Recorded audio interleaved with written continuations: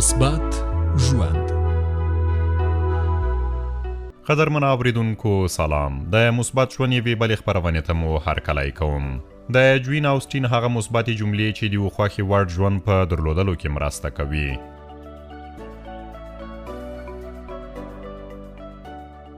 اجازه مه ورکوئ څو هر څه او هر څوک مو ژوند ته دننه شي او لاسوهنه پکې وکړي. تاسو دې نړۍ ته د ګټلو او ګټونکي کېدو لپاره راغلي یاست. تاسو نړۍ ته راغلي یاست څو یو له ښکلاو بریالیتوبونو لاسته راوړنو او بدلونونو ډک ژوند ولرئ.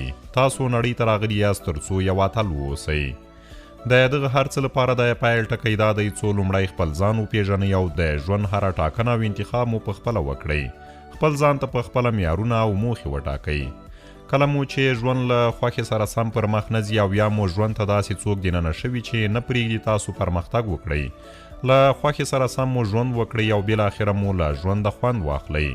نو په تمه کېږئ مه او له ځنډه پرته مو یادخند له ژونده لرې کړئ، ځکه چې تاسو د هر څه د درلودلو وړتیا لرئ.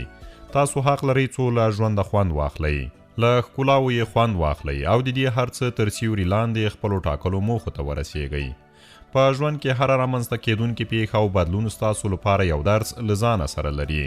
نو غوره ده څو له دغه هر بدلون، هرې پیښې، هرې لوړې ژورې او هر نوي وضعیت څخه د ځان په اړه ګټه واخلئ او د پرمختګ او لاسته راوړنو لپاره یې پر یو لامل بدل کړئ.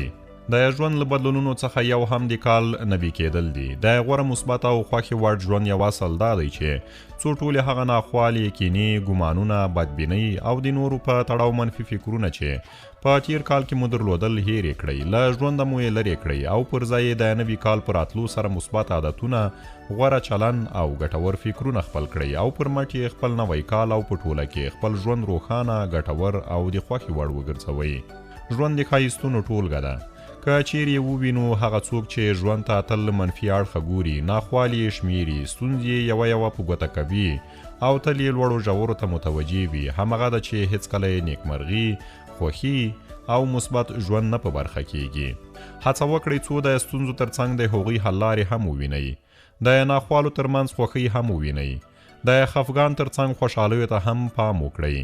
د یو څه د لاسته راوړلو پر مهال خپلې لاسته راوړنې هم وشمېرئ او په ټوله کې د ژوند د منفي اړخونو د یادولو ترڅنګ مثبت بدلونونه، ګټور فعالیتونه او ترلاسه کړې موخې هم په یاد ولرئ.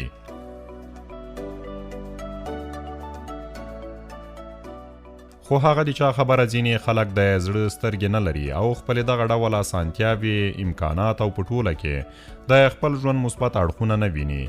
تاسو ټول هغه څه لرئ چې د خپلو موخو د لاسته راوړلو لپاره ورته اړتیا لرئ. بسنه کوي چې ګټه ترې واخلئ. د یو کار د لاسته راوړنې لپاره د نورو هڅول او هغوی ته انګېزه ورکول هغه کار دی چې هر څوک یې کولی شي. که چیرې له یو چا سره د هغوی د موخو د لاسته راوړلو او هڅولو په برخه کې مالی یا نغدي مرسته نشئ کولی، لږ تر لږه هغوی ته نیکه مشوره ورکړئ، هغوی ته مثبت انګېزه ورکړئ او هغوی وهڅوئ څو ستاسو د هڅونو په پایله کې هغوی خپلو موخو ته ورسیږي.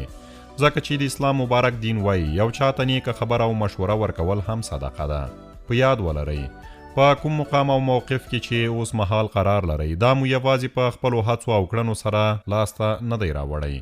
هیڅوک په یوازې ځان بشپړ او برلاسی نه دی، مګر دا چې تر شا به یې د یو لړ انګېزه بښونکو، لارښود او هڅوونکو کسانو لاس وي. نو هڅه وکړئ چې د نورو لپاره تاسو دغه انګېزه بښونکی او لارښود کس واوسئ. د خپل ځان او ذهن کنټرول زده کړئ. په ژوند کې ډیر کله له داسې کوچنیو ستونزو، کړاوونو او لوړو ژورو سره مخ کیږو چې پر ورځنیو چارو، خوښیو او لاسته راوړنو مو لویه اغیزه کوي.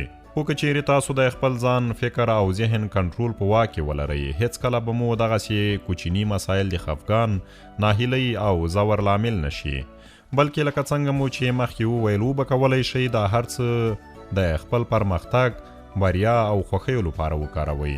که مو داسې وکړل بیا نو تاسو په رښتیا ګټونکي او د خپل ژوند اتل یاست. په ژوند کې د اتل اوسېدو او په خپله خوښه د ژوند کولو یو راز دا هم دی چې د ځان په اړه مو د خلکو منفي نظریاتو، ناهیلي کوونکو فکرونو او له پرمختګه شاته پرېښودونکو خبرو ته یوه ذره هم ارزښت مه ورکوئ. زموږ او ستاسو په ټولنه کې یوه خبره ډیره مشهوره ده چې وایي هغه ونه په ډبرو ویشتل کیږي چې له میوې ډکه وي.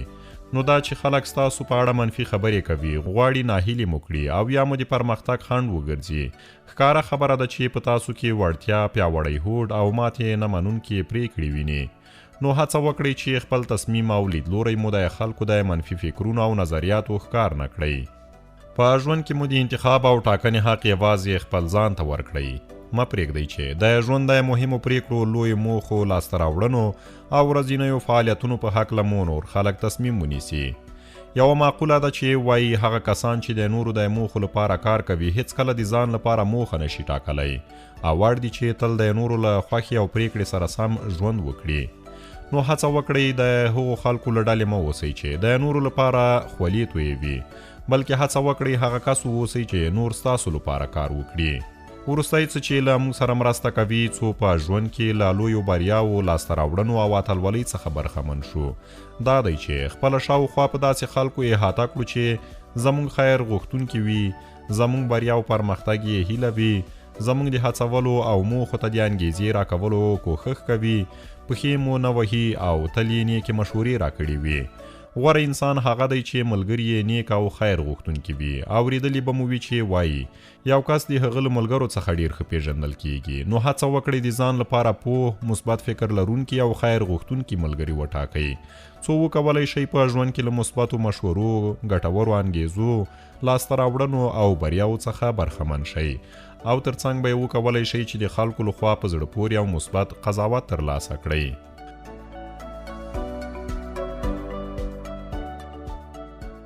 اوریدونکو، نننۍ مثبت ژوند دا خپرونه مو هم دومره وه. تر بلې مو پاک څښتنمل، د خدای پامان.